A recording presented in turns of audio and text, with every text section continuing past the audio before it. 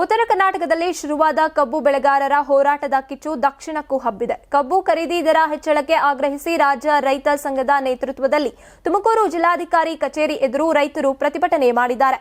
ಮೊದಲು ರೈತರ ನೋವನ್ನ ಅರ್ಥ ಮಾಡಿಕೊಳ್ಳಿ, ತಕ್ಷಣವೇ ರೈತರ ಮನವಿಗೆ ಸ್ಪಂದಿಸುವಂತೆ ಒತ್ತಾಯಿಸಿದ್ರು. ಇನ್ನು ರೈತರ ಸಂಕಷ್ಟಕ್ಕೆ ಮಿಡಿಯುತ್ತಿಲ್ಲ ಎಂದು ಅಸಮಾಧಾನ ಹೊರಹಾಕಿದ್ದಾರೆ. ಕಬ್ಬಿನ ದರ ನಿಗದಿಪಡಿಸಬೇಕು, ಕಬ್ಬಿನ ಬಾಕಿ ಹಣವನ್ನ ಪಾವತಿಸುವಂತೆ ಆಗ್ರಹಿಸಿದ್ದಾರೆ. ಬೆಳಗಾವಿಯ ಗುರ್ಲಾಪುರದಲ್ಲಿ ಸಾವಿರಾರು ರೈತರು ರಸ್ತೆಯಲ್ಲಿ ಕುಳಿತು ಅಹೋರಾತ್ರಿ ಹೋರಾಟವನ್ನ ನಡೆಸಿದ್ರೂ ಸರ್ಕಾರ ಸ್ಪಂದಿಸ್ತಾ ಇಲ್ಲ. ರೈತರ ಜೊತೆ ಮಾತುಕತೆ ನಡೆಸದೆ ನಾಟಕ ಆಡ್ತಾ ಇದೆ. ಸಕ್ಕರೆ ಕಾರ್ಖಾನೆಗಳ ಮಾಲೀಕರ ಒತ್ತಡಕ್ಕೆ ಮಣಿದು ಕಬ್ಬು ಖರೀದಿ ಬೆಲೆಯನ್ನ ಹೆಚ್ಚಳ ಮಾಡುತ್ತಿಲ್ಲ ಎಂದು ಪ್ರತಿಭಟನಾಕಾರರು ಕಿಡಿಕಾರಿದ್ದಾರೆ. ರಾಜ್ಯದ 81 ಸಕ್ಕರೆ ಕಾರ್ಖಾನೆಗಳಲ್ಲಿ 50ಕ್ಕೂ ಹೆಚ್ಚು ಕಾರ್ಖಾನೆಗಳು ವಿವಿಧ ರಾಜಕೀಯ ಪಕ್ಷಗಳ ಮುಖಂಡರ ಮಾಲೀಕತ್ವದಲ್ಲಿ ನಡೀತಾ ಇವೆ. ಹಾಗಾಗಿ ಯಾವ ರಾಜಕೀಯ ಪಕ್ಷದವರು ಅಧಿಕಾರಕ್ಕೆ ಬಂದರೂ ಕಬ್ಬು ದರ ಹೆಚ್ಚಳಕ್ಕೆ ಮುಂದಾಗೋದಿಲ್ಲ.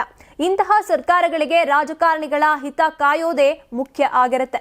ಈ ಹಿಂದೆ 110 ದಿನಗಳ ಕಾಲ ಮಂಡ್ಯ ಜಿಲ್ಲೆಯ ಕಬ್ಬು ಬೆಳೆಗಾರರು ಹೋರಾಟ ಮಾಡಿದ್ರು. ಆ ಸಮಯದಲ್ಲಿ ಅಧಿಕಾರದಲ್ಲಿದ್ದ ಬಿಜೆಪಿ ಸರ್ಕಾರ ರೈತರಿಗೆ ಏನು ಮಾಡದೆ ಇದ್ರು ಈಗ ಮೊಸಳೆ ಕಣ್ಣೀರನ್ನ ಸುರಿಸ್ತಾ ಇದೆ. ಸ್ಥಳೀಯವಾಗಿ ಗೊಂದಲ ಮೂಡಿಸುವಂತದ್ರ ಬದಲು ಹೆಚ್ಚಿನ ಬೆಲೆ ನಿಗದಿಗೆ ಕೇಂದ್ರ ಸರ್ಕಾರವನ್ನ ಒತ್ತಾಯಿಸಬೇಕು ಎಂದು ಆಗ್ರಹಿಸಿದ್ದಾರೆ.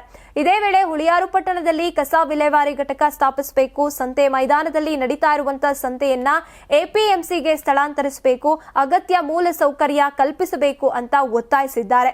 ನೀವು ಸಣ್ಣ ಆಗ್ಬೇಕಲ್ವಾ, ಅದು ಒಂದು ಉತ್ತಮ ಆಹಾರದಿಂದ ಸಣ್ಣ ಆಗ್ಬೇಕಲ್ವಾ. ಪ್ರತಿದಿನ ನಮ್ಮ ಜೀನಿ ಸ್ಲಿಮ್ ನ ಯೂಸ್ ಮಾಡಿ ಯಾವುದೇ ಸೈಡ್ ಎಫೆಕ್ಟ್ ಇಲ್ದಂಗೆ ನೀವು ಸಣ್ಣ ಆಗ್ತೀರಾ. ನಿಮಗೆ ಮಾಧ್ಯಮದಲ್ಲಿ ಕೆಲಸ ಮಾಡುವ ಆಸಕ್ತಿ ಇದೆಯಾ? ಹಾಗಾದ್ರೆ ಕರ್ನಾಟಕ ಟಿವಿ ಡಿಜಿಟಲ್ ಮೀಡಿಯಾದಲ್ಲಿದೆ ನಿಮಗೆ ಒಳ್ಳೆಯ ಅವಕಾಶ. ಆಯ್ಕೆಯಾದವರಿಗೆ ಉಚಿತ ತರಬೇತಿ ಕೊಡ್ತೀವಿ. ತರಬೇತಿ ನಂತರ ಕೆಲಸ ಮಾಡುವ ಅವಕಾಶನೂ ಕೊಡ್ತೀವಿ. ಈ ಕೂಡಲೇ ನಿಮ್ಮ ಮಾಹಿತಿಯನ್ನ ಮೇಲ್ ಮಾಡಿ.